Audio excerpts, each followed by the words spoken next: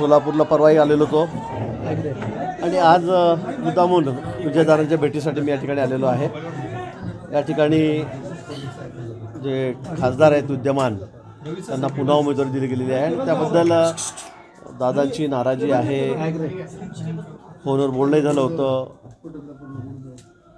मी आणि छोटे दादा आहेत त्यांचं त्या ठिकाणी बोलणं झालेलं होतं। पण मुंबईमध्ये आमची भेट झाली आणि देवेंद्रजी आम्ही त्या संदर्भामध्ये चर्चा त्या ठिकाणी केलेली आहे आणि म्हणून मुद्दामून देवेंद्रजींनी मला सांगितलं, बावनकुळे साहेब म्हणले की तुम्ही जाऊन जरा दादांना भेटून घ्या, त्यांचं काय म्हणणं आहे काय नाही थोडं ऐकून घ्या आणि ते ऐकण्यासाठी या ठिकाणी मी आलेलो आहे।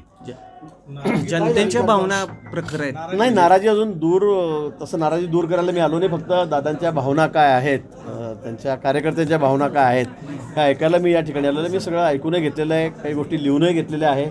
त्यानंतर मी देवेंद्रजीकडे जाईल, बावनकुळे साहेबांना भेटेल आणि त्यानंतर पुन्हा या विषयावर मी त्याच्याशी चर्चा करेल आणि त्याचं काय काय नाराजी आहे, त्यांची नाराजी काय काय नाही ते सांगेल, त्याचं म्हणणं काय ते मी त्या ठिकाणी सांगेल।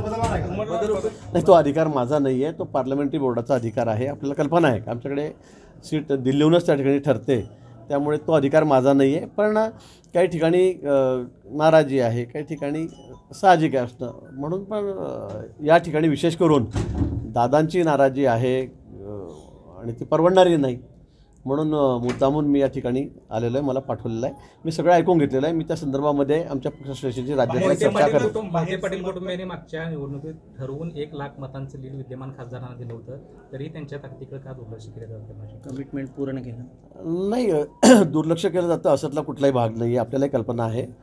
पण तिकीट जाहीर झाल्यानंतर निश्चित नाराजी त्यांची आहे आणि ती मोठी आहे, हे याबद्दल काही दुमतच नाही। काल परवा साहेबांचं आमचं तिघांची बैठकही त्या ठिकाणी झाली, त्या ठिकाणी आम्ही बोललोत आणि म्हणून तडकाफडकी लगेच म्हणजे कालच बोललो आणि आजच मी या ठिकाणी सकाळी यायला निघालो। साहेब मला परत रात्री म्हटले की तुम्ही जाऊनच या, दादांना भेटून घ्या।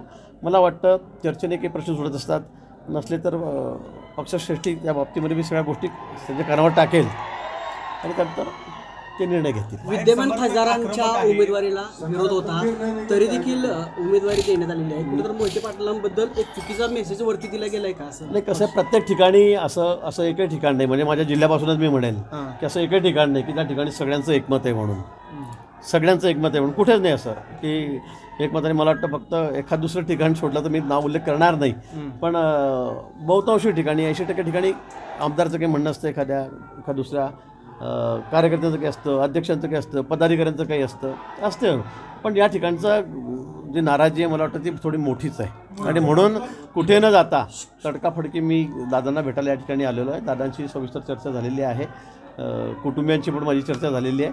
मला वाटतं त्या संदर्भामध्ये मी सर्व जे हकीकत आहे, त्यांचं म्हणणं आहे ते मी वरती पक्षश्रेष्ठींच्या कानावर टाकेल आणि त्यानंतर हा निर्णय होईल।